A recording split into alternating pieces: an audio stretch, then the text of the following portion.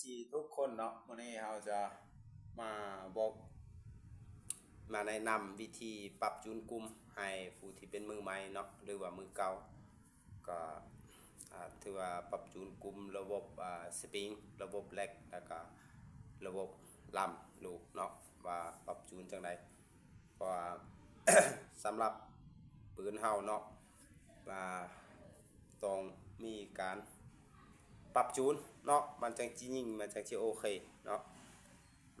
สำหรับปรับจูนสปริงก็ถือว่าอันนี้เป็นตาติโก้เนาะสิประกอบให้ลูกค้าของใช้งานปรับจูนเราต้องอันนี้นะหันสปริงตัวนี้เข้าไปก่อนเนาะหันน็อตตัวนี้เข้าไปก่อนเนาะแล้วก็เลยออกทำนะมันแห้งโผล่ก่อนคอยเลยออกเทละน้อยเนาะเลยออกเทละน้อยแล้วก็ยิงเบิ่งเนาะถ้าว่ามันไปแห้งยิงไปแห้งก็ถือว่าสามารถปรับเขาเนาะสปริงตัวนี้ปรับน็อตตัวนี้เขาให้ได้สปริงมันลันเนาะปรับเขาถ้ามันไปแห้งปรับเมื่อบาสปริงอ่อนเนาะปรับตัวนี้เขาก็ไปแห้งก็ถือว่าเอาตัวทางหน้านี้ออกมาตัดเนาะเอาสปริงทางหน้านี้ออกมาตัดออกจากหน่อยนึงก็ไรเนาะถ้าหากว่าสปริงหลังเลยออกจำแล้วยิงก็ยังแห้งอีกก็ถือว่าเอาสปริงหลังนี่เอามาตัดหน่อยนึงเนาะก็ถือว่าการปรับจูนกลุ่มอันนี้สำหรับการปรับสปริงเวลาไปปลาเนาะยิ่งลูกยิ่งขาลมมันเปลี่ยนลูกฟงไปฟงมาเราก็ต้องปรับสปริงตัวนี้เนาะแล้วก็วิยาเบิ่งเนาะปรับเข้าปรับออกในสปริงตัวนี้แล้วก็วิยาเบิ่งเนาะว่ามันโอเคบ่ถ้าหากว่ามันโอเคเนาะเฮาก็มามั่งเล็กออกเนาะมั่งเล็กออกคือปืนเฮาตัวนี้เนาะคือปืนเฮาตัวนี้มันปรับจูนไหลหมดแหละเนาะตัวอื่นทาว่าลำมันก็หลีเนาะลำมันก็เป็นลำของเฮฟบี้เนาะก็ทาว่าแต่กลุ่มปรับจูนสปริงกับอะไรก็ถือว่ามั่งเล็กนี่อย่างเดียวเนาะอนามัยเล็กนี่อย่างเดียวเพราะว่าเล็กนี่เป็นต้นเหตุที่สำคัญและก็เป็นยากที่สุดสำหรับเล็กเนาะอนามัยลำแล้วก็ล่างเล็กเนาะอันนี้เฮา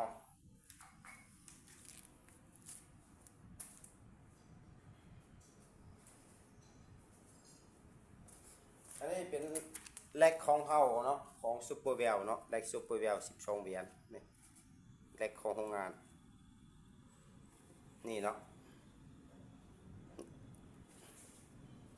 นี่เฮาอนามัยละเอียดแหละเนาะเอากบเข้าความสูงเนาะเหรียญน้อยๆเนาะความสูงไงสูงแล้วก็ความสูง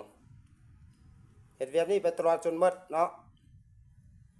ถ้าหากว่าเฮายิงบทสิเถียนลูกฟงไปฟงมาเล็กสำหรับเล็กของเฮานี่แม้ว่าเฮาตั้งไว้ที่13ล่มนี่บ่ไหลเนาะแต่ว่ายิงบ่เสถียรย้อนว่าเฮาใช้งานไปล้นเนาะจะมีน้ำเข้าไปในวางลมเนาะน้ำเข้าไปในวางลมเฮ็ดให้ออกมาทำลายจับกับแหวนตัวนี้เนาะน้ำเข้าไปในเฮาเวลาเฮาเติมลมเข้าไปเนาะน้ำเข้าไปในวางลมลายมือเนาะรุ่นรวดจากการป้องกันเฮามันเฮ็ดให้แหวนตัวนี้บ่เจียบเนาะยิงบ่เสถียรเนาะแหวนตัวนี้มันโหงเนาะขี้เกลือขี้สนิมหรือว่าสิ่งสกปรกต่างๆเข้าไปเฮ็ดให้ จับกับระบบแหวนระบบโอริงตัวนี้ถือว่าเฮ็ดให้แหวนนี่โหงเนาะเฮ็ดให้แหวนนี่โหงเมื่อมันโหงแล้วยิ่งจะบ่เสถียรเนาะลูกอยากฟงไปฟงมาเฮาเลยมั่งออกมาอนามัยแล้วก็มาอ่าอธิบายให้ FC เนาะแล้วก็ลูกค้าได้รับผู้ว่าถ้าแหวนตัวนี้มันเปื้อนเนื้อสิ่งที่มีสิ่งที่สกปรกเนาะจับเข้าไปในนะมันจะเฮ็ดให้ยิงบ่เสถียรเรื่องไหลนี่บ่ไหลเนาะมันบ่ไหลอันไหลนะบ่ขึ้นเป็น14 15เฮาตั้ง13ก็อยู่13แต่ว่ายิงบ่เสถียรคือเก่าปรับสปริงอีหยังก็บ่ไหลเนาะเฮาก็เลยมั่งเลยของนี่ตัว ตัวนี้ออกมาอนามัยคืนแล้วก็เฮ็ดคืนเฮาเชื่อว่ามันจะกลับมาคือเก่าเนาะเมื่อสิ่งสกปรกเขาติดเข้าไปในนี่เช็ดให้ลูกฟงไปฟงมาปรับกล่องนั่นนี่นั่นอยู่เนาะความจริงนี่ปกติแล้วเฮานี่บ่ได้ปรับกล่องจักเทื่อเนาะถ้าว่าเซอร์ไปหล้นเซอร์งานไปหล้นเฮาก็ไล่ปรับกล่องไปมาเฮาก็มากำจัดตัวนี้เนาะมาเฮ็ดตัวนี้ให้ละเอียดเล็กตัวนี้ให้มันละเอียดเนาะถ้าว่าเฮาบ่เฮ็ดหลายหลีเนาะประกอบเข้าไปมันก็จะเป็นคือเก่าเนาะเล็กตัวหลายก็คือกันมีจุดดีจุดอ่อนเบิดเนาะเพราะว่าผ่านมาเฮาเคยทดสอบมาตั้งงบทดสอบมาบ่แม่นง่ายๆเนาะบ่ว่าแต่เล็ก8เหรียญ12เหรียญเล็ก8เหรียญมันก็บ่หลายใช้งานหลายหลีคือกันถ้าว่าเฮ็ดหลายหลีแปลงหลายหลีเนาะสำหรับแปลงหลายหลี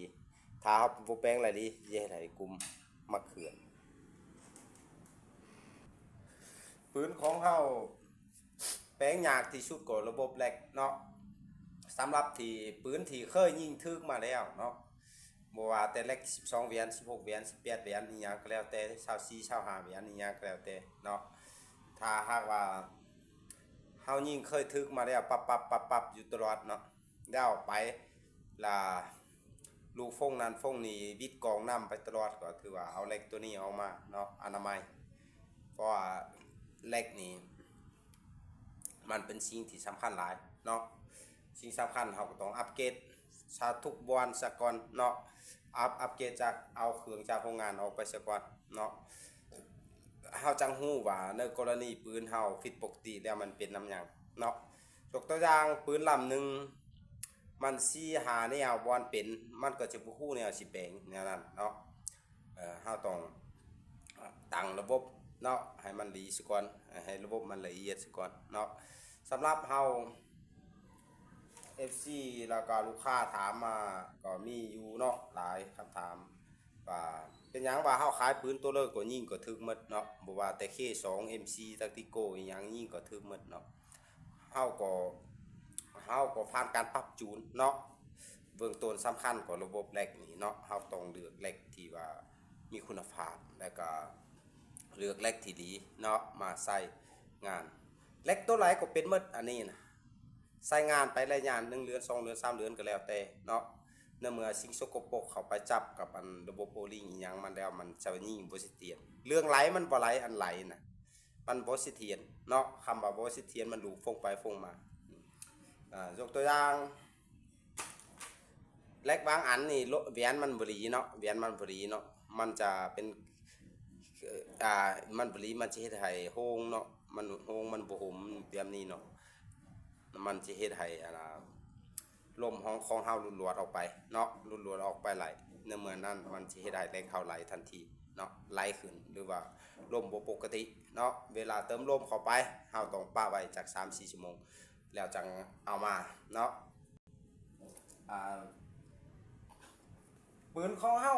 มันก็มีปัญหาคือกันเนาะลำนี่เฮาว่าน่าสิบ่มีปัญหาหยังแหละเนาะเฮาอนามัยซะแล้วก็มันก็แล้วเลยลำเนาะกลัวเบิ่งโอลิงมันอีหยังมันบ่ขาดก็ถือว่าไหลใส่ไหลลำมันเนาะน่าจะบ่มีปัญหาหยังหลายลำเนาะบางคนเขาก็ว่าลำหลีมันระทึกเนาะเซิ้นเนาะอันนี้ก็ลำของซูเปอร์เฮฟวี่ลำระดับหลังของโลกเนาะก็เป็นลำหนึ่งที่ว่าหลีเฮาอ่านมาเนาะหลีแล้วก็แข็งแรงทนทานเนาะลำเฮฟวี่นี่แล้วลำหลีระทึกเพิ่นว่าบ่แม่นเนาะสำคัญก็ต้องแลกมันสปริงมันฟอร์มเนาะแลกทั้งสปริงฟอร์มถ้าว่าบ่ได้2อย่างนี้บ่ได้แลกนี่บ่ได้นี่กุมก็แตกคือกันสำหรับปืนเฮานี่เชื่องานได้3เดือนปลายเนาะเฮาก็เลยเอาแลกอันนี้ยิงบ่เสถียรปรับจูนกุมบิดสปริงอีหยังก็บ่ได้เฮาก็เอาแลกนี่ออกมาเปียมาล้างแล้วก็อนามัยเนาะสำหรับ การล้างเนาะของเฮามีน้ำยาตัวนี้เนาะน้ำยาล้างระบบลำระบบอีหยังเนาะเฮามีน้ำยาล้างบ่ว่าแต่อีหยังต่างๆสปริงล้างสปริงอีหยังต่างๆเนาะสเปรย์กันเมียงหรือว่าอีหยังเฮามาล้างเนาะผ่านมาเฮาก็ล้างให้ เคยล่างให้ลูกค้าแล้วก็ FC เนาะจำนวนหนึ่งที่ฝากเข้ามาแปลงแต่ว่าไปเขาเจ้ารักษาหัวกองสูบบ่ได้เนาะมันก็ฟรีคือเก่าระบบแรกก็นี่เนาะหัวกองสูบเฮาหาน้องมามันสิมีอันนี้เนาะรักษาเนาะบ่ให้มันมีน้ำมันแล้วก็น้ำเปื้อนเข้าไปเนาะสิเฮ็ดให้เขาไปจับกับระบบโบลิ่งเนาะมันมีหัวตัวนี้แล้วก็อยู่ทางในมันก็สิมีเนาะเอาออกหมดเอาออกตากแดดให้มันแห้งแล้วจะเอามาใส่อีกเนาะตัวนี้นี่เด้มีน้ำออกนี่เฮาวีบก็ยังมีน้ำออกเนาะเป็นแนวนี้ถือว่าบ่ได้เนาะถ้าว่าเป็นแนวนี้สำหรับการปรับจูนลำบัดนี้เนาะเว้าเรื่องลำปรับจูนลำนี้ก็ถือว่าลูกกับลำต้องให้เข้ากันเนาะเปลี่ยนลูกยิงอันนั้น1 2มายกตัวอย่างลำแต่ละรุ่นเนาะหรือว่าลำรุ่นเดียวก็อย่าลำแต่ละรุ่นมีความใบเสื้อความใบแตกต่างกันไปเนาะบางลำก็800ปลายหา900เนาะบางลำก็900ถึง900ปลายมันจังถึงดีแนวนั้นเนาะเกี่ยวกับการปรับจูนลำสำหรับเฮาเคยยิงปืนมาหลายเสียนหลายพันนัดหลายพันหลายเสียนนัดแหละเนาะเฮาก็ส่วนหลายก็มาจับเบิ่งระบบความไวของมันเนาะถ้าเฮาบ่มีเครื่องแทงความไวมันจะเป็นปัญหาต่อการแปลงเนาะมันบ่ฮู้ว่าลมแห้งลมควายบางที่นี่เฮาตั้ง11หรือว่า12ลมมันแห้งเกินแล้วมันยิงบ่ถึกเนาะเพราะเป็นเขี้ยวของเฮาปอกบางเขี้ยวบางเนาะเขี้ยวบางมันลูกมันใส่ความไวบ่แม่นใส่ความไวขอโทษเนาะใส่การตะขาลมที่ว่าต่ำมันก็สามารถวินไปไหลเนาะฉะนั้นเฮาต้อง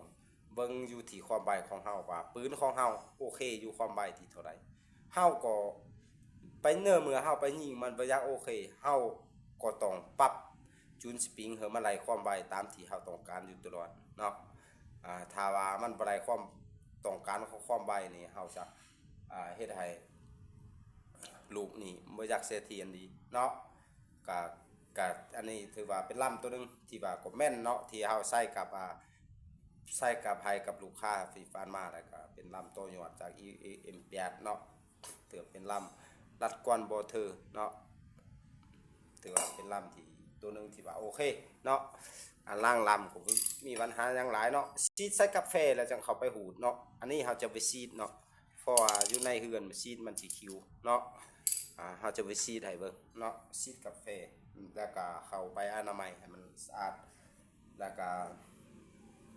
เกี่ยวกับการปรับจูนสปริงแล้วก็กุ้มแล้วก็เล็กเนาะเอาจะล่ำเฮาก็จะเว้าคือแนวนี้เนาะสำหรับไผที่จักไหลบางลม58แบบนี้เนาะ058 0.7 อีหยังก็ทักเข้ามาเนาะบัดนี้อาจจะมาสมเทียบเกี่ยวกับกล่องเนาะ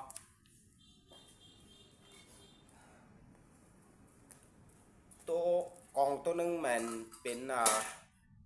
เวทฮันเตอร์เนาะตัวนี้เวทฮันเตอร์เฮาใส่กับปืนซีเซตเนาะเฮาใส่กับปืนซีเซตตัวนี้มากูนเฮาใส่กับปืนแฟกเตอร์ของเฮาเนาะถือว่าเฮาจะมาสมเทียบว่า2กล่องตัวนี้ตัวใดมีลูก FC ลูกค้าอย่างข้างคาใจอยู่ว่าบ่เฮ็ดท่านฮู้ว่าตัดสินใจซื้อตัวใดเนาะจะระดับการใช้งานนี่คือกันเนาะความแจ้งความสัตย์ถือว่าจะคล้ายคือกันเนาะแต่ว่ามีข้อดีข้อเสียเนาะเราจะเว้าข้อดีข้อเสียของมากูนนี่ก่อนข้อดีก็ถือว่ายิงไหลชัดเจนดีเนาะถือว่าเป็นเลนที่ว่าแจ้งดีแล้วก็ใสน้ำหนักเบาเนาะแต่ว่าบ่เขื่อนแล้วจุดอ่อนของมากูนคือ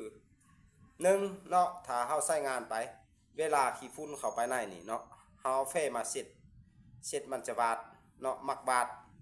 แก้วนี่ถือว่าเป็นแก้วที่ว่าอ่อนเนาะเด้บาดหน่อยนึงเนาะซื้อฟอร์มเดียวกันเนาะมันบาดหน่อยนึงแล้วก็ระยะการยิงก็ถือว่าช้ากว่าแบทฮันเตอร์ถือว่าระยะการยิงถือว่าไวกว่าเนาะเพราะเป็นเล่นที่คักกว่ามากูนจังหน่อยนึงเนาะแต่ว่าแบทฮันเตอร์มีข้อเสียคือนักเนาะเด้เวลา รุ่นเรียงกันลาลับ4-5เมตรนี่มากูนจะไหลปรับหลาเนาะไหลปรับหลาตัวนี้เนาะ